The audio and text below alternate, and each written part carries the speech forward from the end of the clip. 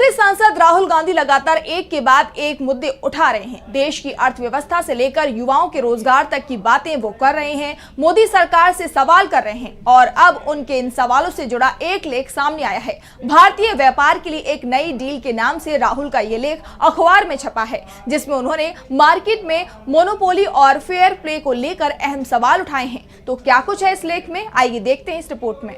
कांग्रेस सांसद राहुल गांधी ने एक बार फिर भारतीय बाजार में मोनोपोली को लेकर सवाल उठाया है। इस बार उन्होंने सवाल मोदी सरकार से नहीं बल्कि देश की जनता से किया है कि आप अपना भारत चुनें।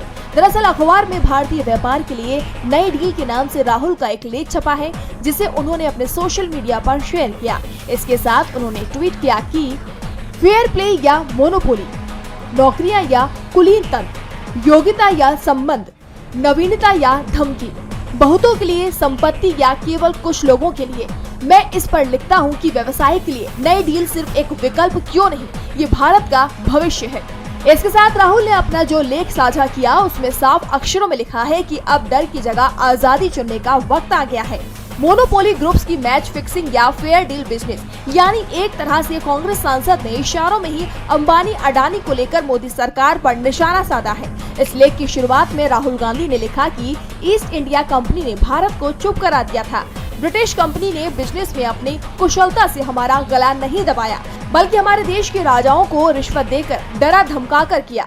हमने किसी देश के हाथों अपनी स्वतंत्रता नहीं खोई, बल्कि एक एकाधिकारिक निगम के हाथों में खोई है। राहुल ने दावा किया कि वो डर जो ईस्ट इंडिया कंपनी ने 150 साल पहले पैदा किया था, वो लोगों में आज फिर वापस आ गया है। हमारी संस्थाएं अब हमारे लोगों की नहीं है, सब पर मोनोपोली है। उन्होंने कहा कि मैं ऐसे सैकड़ों उद्योगपतियों को जानता हूं जो आज मोनोपोली से डरे हुए हैं। इसी के साथ राहुल ने सवाल किया कि क्या आप भी उनमें से एक हैं? क्या आप पर भी अपना व्यापार बेचने के लिए ईडी सीबीआई रेड के जरिए दबाव डाला जा रहा है? राहुल ने इस पर लोगों की चुप्पी को लेकर भी सवाल उठाए कि आप इसके बावजूद एक दमनकारी व्यवस्था में डटे हुए हैं। उन्होंने कहा कि इस तरह के राजनीतिक बर्ताव के खिलाफ हमें सोशल प्रेशर की क्षमता को अंडर एस्टिमेट नहीं करना चाहिए। अब एक प्रगतिशील व्यवसाय के लिए नई डील का वक्त आ गया है।